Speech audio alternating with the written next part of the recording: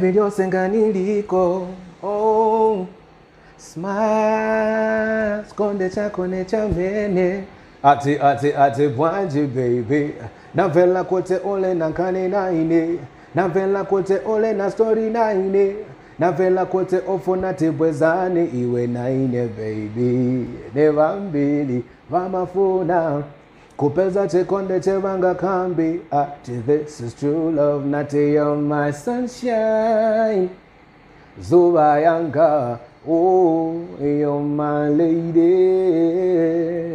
Hello and welcome to the Real Life Show. Ladies and gentlemen, my name is Jonathan. Remember, this is a platform where we get to engage, interact, and learn from icons, gurus, moguls, trendsetters, trailblazers, difference makers, and world changers. You know what I'm talking about. And sitting next to me is somebody that has gotten me excited because he is one of the legends of Zambian music. The man behind the all-time hit song, Smile, Ty2. Oh man, welcome to the show. What's good? How you doing? I'm perfect. Okay. Can't complain. You keep gaining, man. Food is good. She's cooking. Yeah. It's great. You know, a mind that's so at peace, and Yeah. you know, sometimes it can actually get the best of you. You overindulge, Yeah. and you end up gaining. But I'm working on it. You're working on it? Yeah, I'm working on it. Great. I need the six-pack right there, which is something I'm working on. I used to have it, but then somewhere along the line, I Yeah. think the chicken got the best of me, and yeah, it's somewhere in there. I'll Great. get it back. Great. But now, Ty2, some of us like me who's got great hair upcoming, I know you. I know who you are, I know where you come from. But there's this young generation, the young people, most young Zambians don't really know who Ty2 is. And I'm sure they're shocked when I'm talking about a legend like you right now. So briefly, your family background and your educational background. Well, I come from quite a big family. Yeah. Education, I went to Rhodes Park to do my early school, and I moved to Lusaka Boys and Kamlonga Boys. Then I was shipped off to boarding school. Yeah. I don't know why. I wasn't such a bad character anyways. But you know, I went to Refugee Institute, and that's where I completed my grade 12, and went to Evelyn Horn, did some purchasing supply there, and I moved on to, I think after that, that's when I really focused so much on the music a bit. And then I left for the UK where I was doing some marketing there. Got back, moved to Namibia, started doing human resource management, and yeah, basically that, just to skip through things. Great. Yeah. Great. And at what point did you realize, okay, for me, I think full-time music is my thing for the rest of my life? I mean, I always make this statement, like, you know, once you discover that you actually have this gift, this skill, this talent, it's like a disease. You can't run away from it. Yeah. I took a break from music, especially when I went to the UK. Yeah. And it was like, okay, I'll just take it like a hobby. When I feel like I'll get back into the music, but then this is where you feel like there's something missing. Yeah. So once in a while, you're writing songs, and I just say, you know what? Because it actually gets to a point where you feel frustrated, like there's something missing. Yeah, yeah. Until you get that release in the studio, then you're back to your normal self. So like, I'm lying to myself. This is me. I can't hide from this. I can't run away from it. So that's how come I ended up like writing the Nkonde song and recorded the whole album, New Beginning, which was my third album. Yeah. Yeah. So. Now, let me briefly take you back to Smile, man. When Smile came out, you were the man of that moment. How did it feel, you know, to have a song playing all over the country and everyone is talking about you? What was your experience during that time? I didn't really know how to take it, because at the end of the day, whoever goes in the studio, your number one goal is to have people listen to what you have to say on a song, to have people listen to what you've penned down and how you've been singing. I don't think there's any artist out there who wants to record and just stay home and just play it in the car and leave it there. There's that vibe that you just want people to hear you. Yeah. I think the first time that I even performed in front of an audience, on the local scene, that is, obviously I used to sing in school. Yeah. That's where the whole passion actually started from. And it started in a silly way. I sang in front of the school and I got hugs from, I know I've told this story a lot of times, but that's where it came from, you know. I got people that I had little crushes on, you know, saying, wow, nice voice, and you get a hug afterwards. I'm like, okay, so if I sing some more, then more hugs. There's more hugs, you know, there's more attention from them, so let me sing, you know. And as time went on, I just discovered, no, I actually like this, I enjoy this, I can actually write my own songs and everything, so, you know, music. Okay.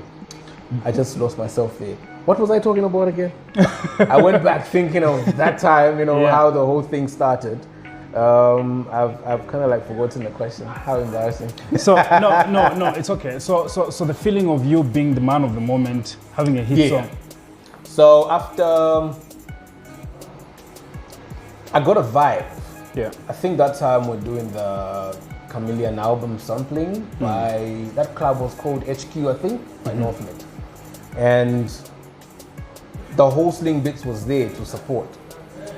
And when I performed my first ever single, which was Nakupasa Love, went on stage, I started with the first line, second line, and I think whoever was there was just thinking, this little small looking guy.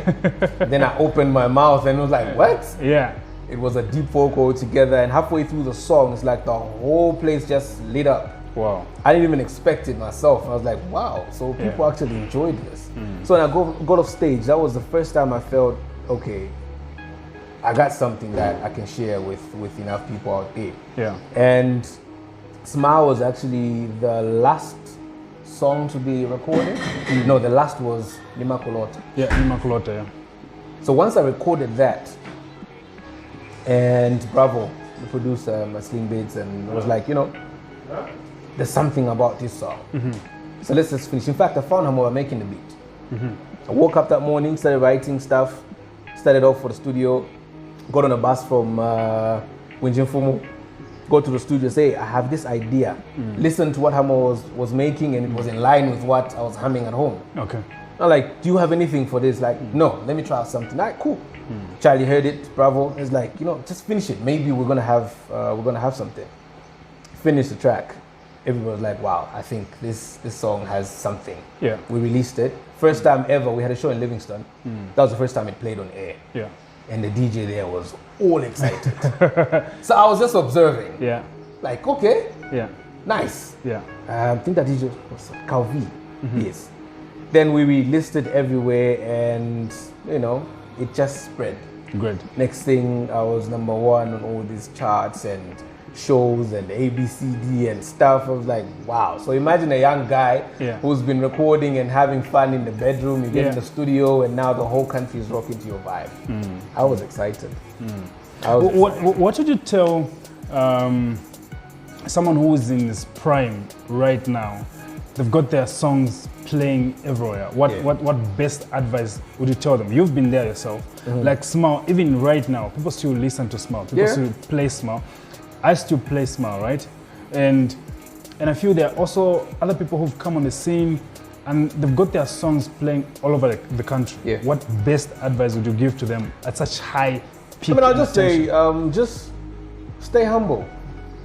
I'm that person that, I should say, I left the industry when the music was still making noise like that, and I exited. Yeah. It wasn't like there was that decline or the whatever. I was just there. I just disappeared. Yeah.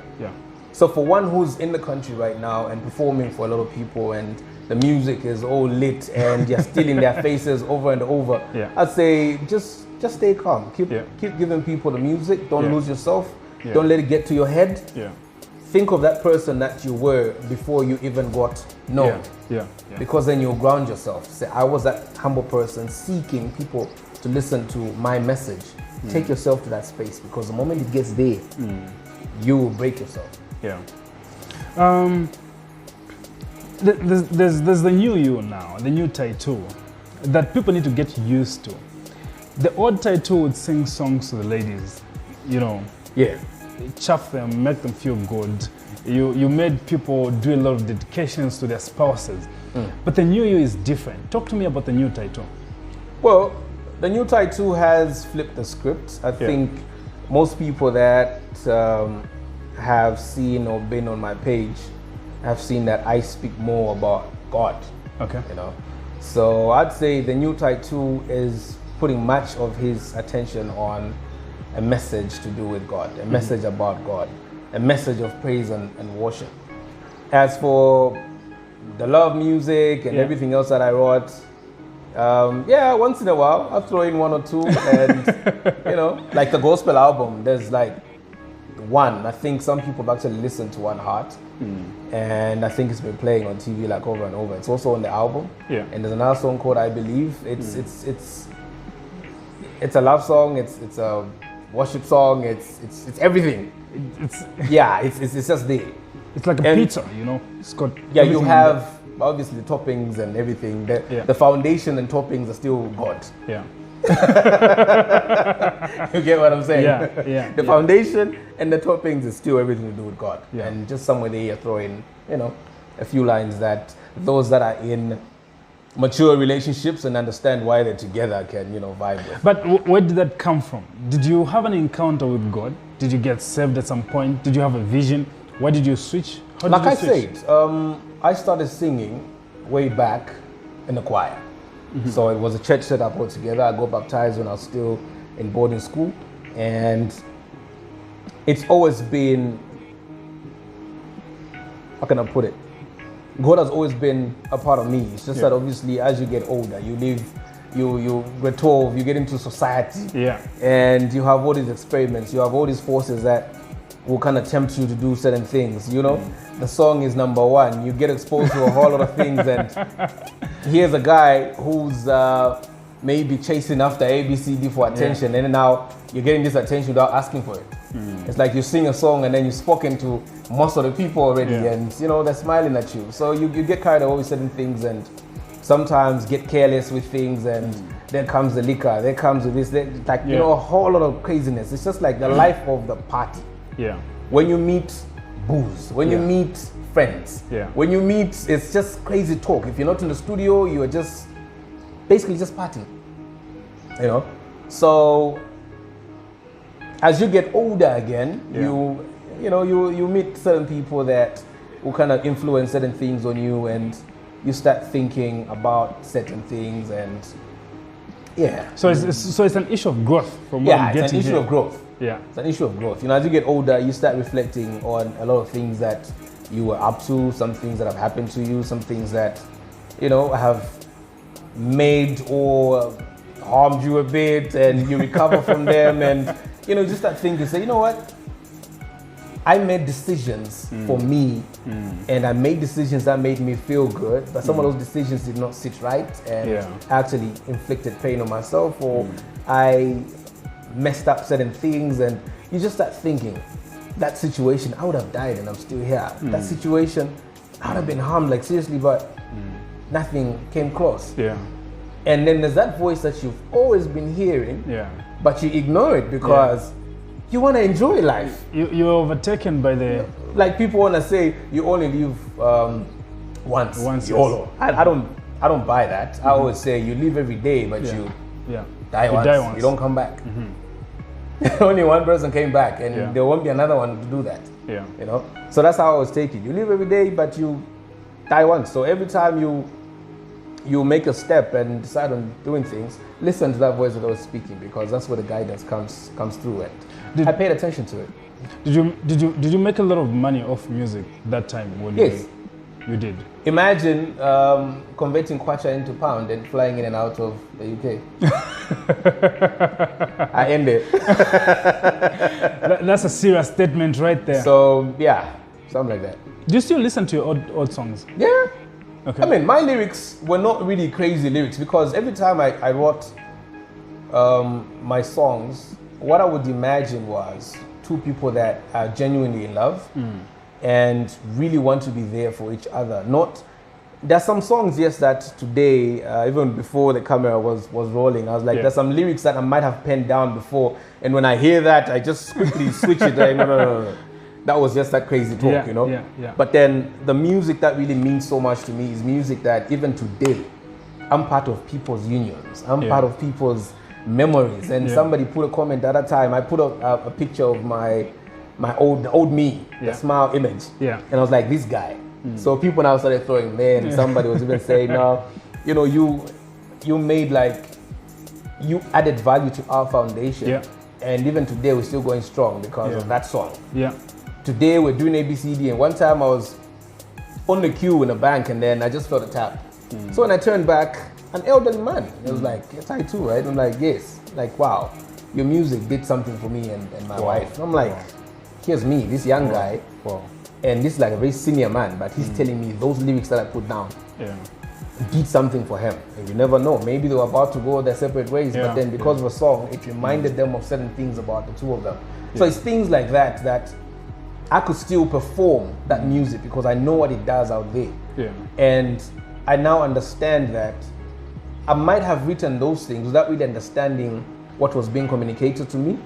Because if I look back and mixing with where I'm at now, it makes sense to me that I was actually being used for bigger things that I never really got to understand. Because one would say, for such a young person, the songs that you're writing, it's like, you know, like you've experienced things in life and whatever, but I didn't really experience most of the things, but I just penned down things that were speaking to people who were way older than me and people that understood the issue of, you know, being a parent and being whatever. I sang about being a parent before I even had a kid.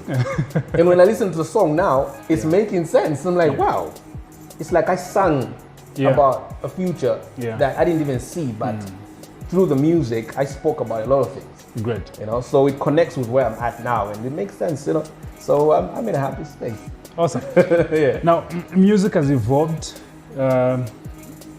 So much difference between what we used to listen to then and what we're listening to now. Yeah. What are some of those differences that you've noticed? Well, there's a vibe. I mean, at that time, I think hip hop was not really the number one go-to music. As of now, hip hop is leading. Yeah. I know Yomap's not really doing hip hop, but he's got his own style. Got his own vibe. I think Dreams has also pushed through, and you know, Dreams like somebody from way back, and I'm happy that right now his music's actually finally out because he started pushing for this like way back. Yeah. You find some people actually think he's a new artist, but he's always been there. So I'm just you know, huge shout out to Dreams. We did a song some years back. Oh really? Before he even blew up. I don't even know if he still has that song. Way back. Great. But you know, music, hey, there's artists and artists. but the other question I have for you is, you're one of the most gifted people with angelic voices. Thank you. Do you feel you have evolved so much so that your music now will be also adapted or maybe, you know, accepted by the new generation? Well, I know some of them will see my video or see me perform somewhere and will assume I'm most likely an up-and-coming artist, not knowing that some of us are ancient. Yeah. Not very, but kind of ancient anyways. Yeah. You know, there's some young people that I've interacted with that appreciate what is there, and then they get curious, and then they research, and then they find out that song. Yes. So it's this person, and you know, I kind of look different now. I don't have the long hair. I don't do the little thing now. But they can relate because stories have been told, and somebody somewhere mentioned me, and it still makes sense to them. So the only thing I've stuck to is saying I'll stick to what I've always done, stick to my script, and not really flip and just say, oh, because I've heard the sound is different. Yeah, this person doing this, let me also jump into that. It's like, hey, when you hear me, the only difference, but not really difference, the only thing that I've just put out there is the singing version of me. That people didn't know that even on songs like Smile, Nikukonde, and a whole lot more, I was singing the choruses. They thought Ty2 was just a guy with a deep voice. But I've been singing from way back, since that I opted to push the rap guy in front, and that one was just in the studio. So as of now, with the music that's even on the new project, there's the singing me that I've actually put out there because that's the first me. I don't know if that makes sense. And personally, I was super amazed at what I was hearing. You know, the samplings that you did on your gospel songs. I was like, oh, okay, so this man can sing like this, you know. It was amazing. Now, I wanted to clear something here, Ty2. Wasn't me. How did you do? Whatever it is, it wasn't me. It's all lies. How many wives do you have, man? How many wives do you have? Right now, I'm moving on to 21. Hey, social media has been giving me wives over and over. But here's the truth of, there's a lady that was in the Smile video. Was that your first wife? Yes, that was my first wife, and we have 2 children. My son is 14, my daughter is 12. And we got together, we had a conversation, we got together, we did our wedding, we lived together, and at some point, people make a decision and say, hey, I think we're not vibing like that anymore, so maybe we go our separate ways. So, that happened. So we're still cool. We got 2 kids at the end of the day. So So now I'm married to my second wife, and that's it. There's no third. I don't know. People are giving me wives everywhere. I heard a story one time, because I don't read all of this. I call it nonsense, in fact. I don't read most of this nonsense that's put out there. And then you find that people will have so much fun, and some will even cook up things and say, oh, this and A, B, C, D and blah, blah, blah. When people call me, it's like, look, don't call me and tell me, it's just useless talk anyways. But I laugh at the end of the day. So keep piling up wives. Hey, do you, if it makes you happy. Wives, ladies and gentlemen. Add more wives to this gentleman right here. I got a picture the other day that I put up on my page, and she already turned into a wife. The other time I posted a picture with Annie Katamanda, Zuba, Mrs. Sosala. Yes. And already there were comments there, oh, nice couple there. Somebody, I'm sure, assuming there was already a relationship going on in that line. Yeah. So I just don't understand why it's like when you just post a picture, it's like somebody can't just appreciate it, say, oh, people are looking nice, are looking clean, and just leave it there. Yeah. It's like you always have to mix up nasties and fix your mind. I think the message is clear, right? Fix your mind. Yeah. So I'm going to ask you some real life questions that I ask all my guests, and I need some real life answers. What would you say are your core values in life? My core values? At the end of the day, I just think everything falls back on love. Yeah. Everything that I do, I actually sit back and just reflect on how I carry myself and whoever I get to run into, because everything else that I get to do is linked to it. Okay. It's like the best example I can give is the commandments. Jesus was asked, which one is the greatest commandment in the Bible? And what was his response? God first. The second, love. Yeah. Everything else falls under that. So if you wake up every day and those are the things that ring in your mind, you find that everything else that you get to do, whatever value that you get to put up, as long as it's linked to that, it's all smooth sailing. So I won't go into a lot, but that's the main thing that I'll just put out right now. Like, it all comes down to love, because at the end of the day, there are people who will carry plastics and give donations and do A, B, C, D, but you find that action is only based on this thing right here, the camera. No love. So it's worthless. Okay. You know? Yeah. What are your driving forces in life? Driving forces?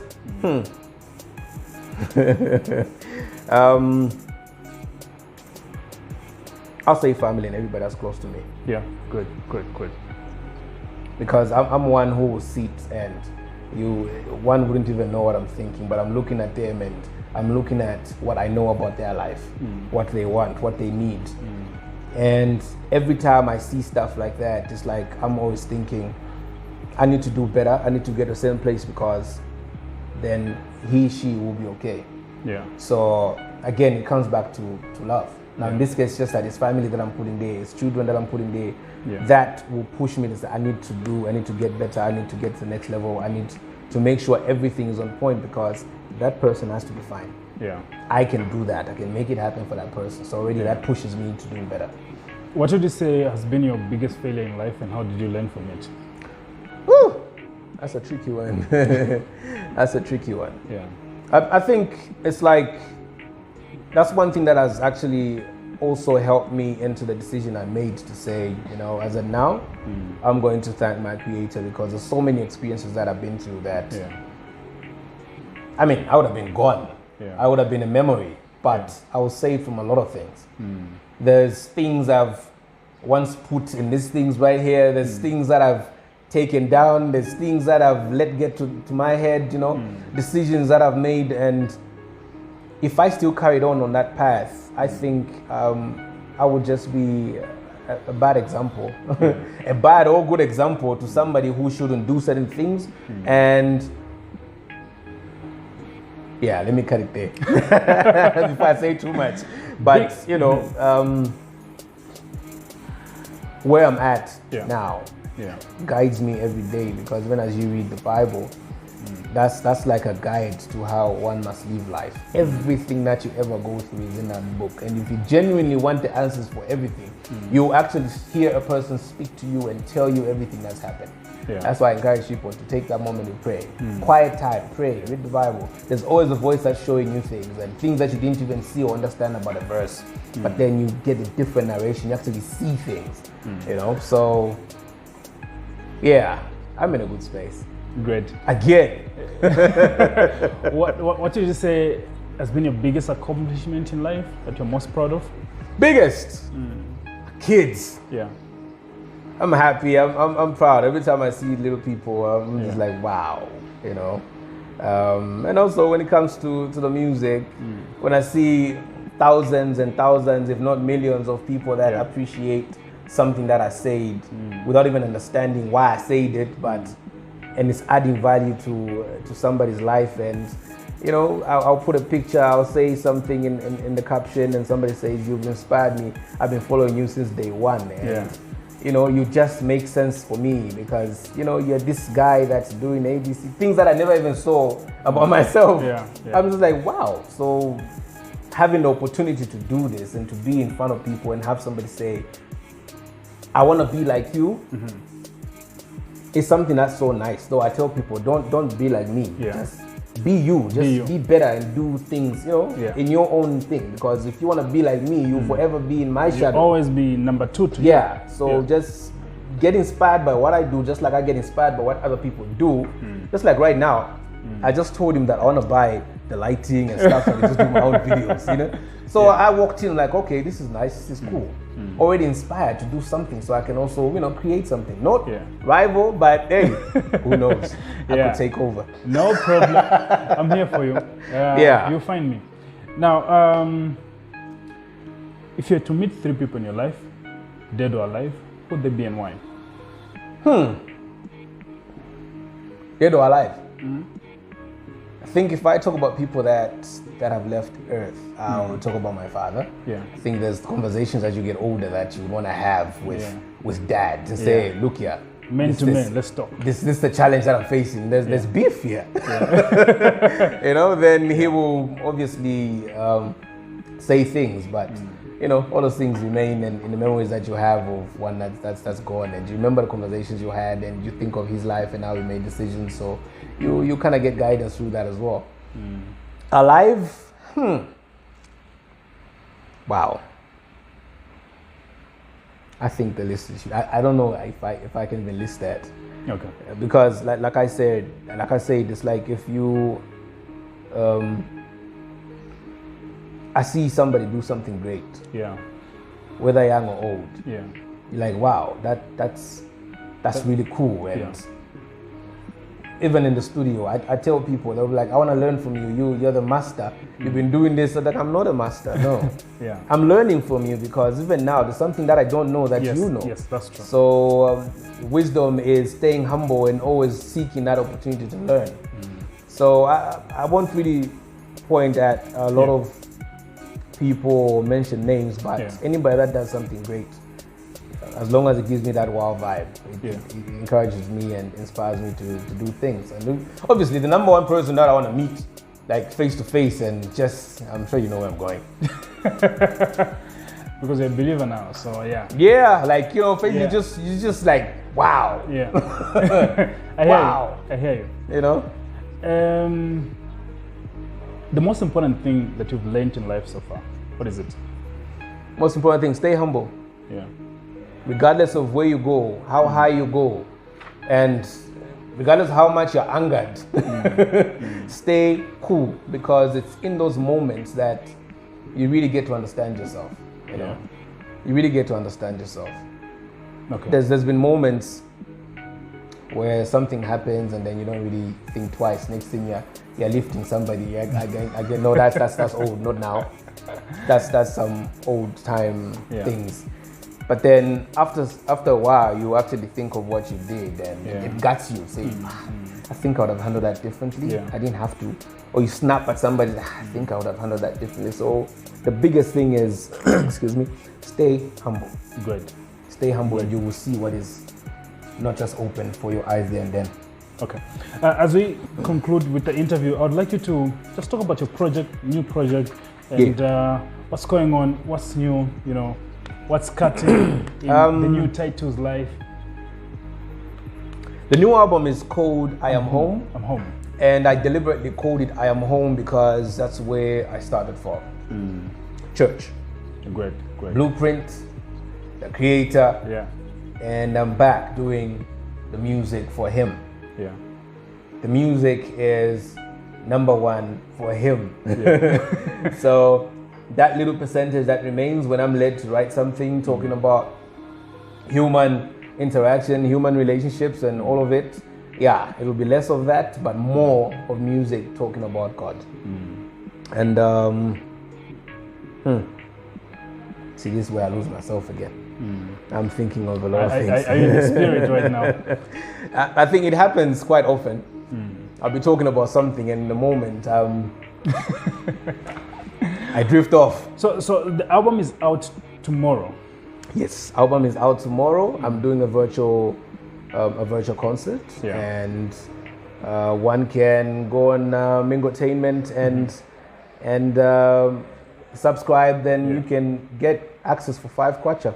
So those that are outside Zambia, Rockstar Television, it's gonna cost you like $1. Those especially in South Africa, you can use MTN money. It's gonna cost you 15 rand.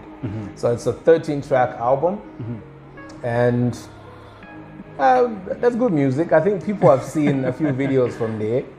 And it's music that exposes a certain side of me that I think most didn't even know. And how I feel about the creator. Including me.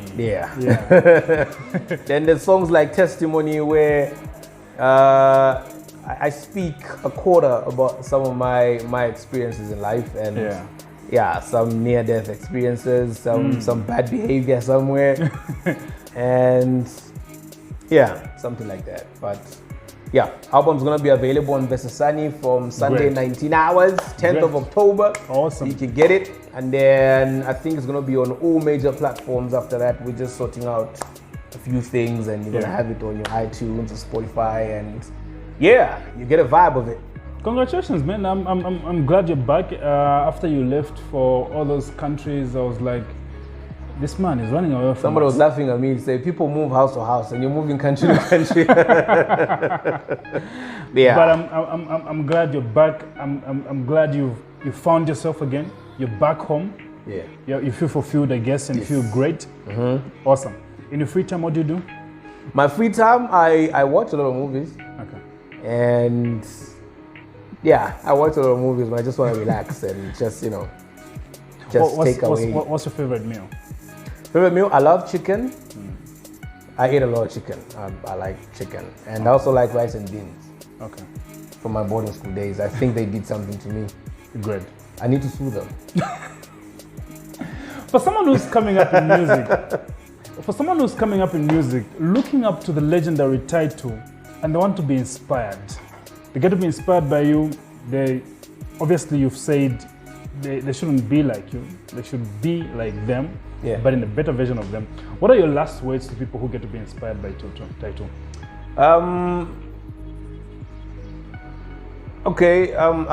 I'll be like that little light that's shining, and you are looking up to it. There are moments when that light is going to go a bit dim and get bright again, get a bit dim and get bright. Just understand that we're all human beings at the end of the day. We're not perfect. There'll be moments where we could do certain actions that people won't really understand or say things and whatever.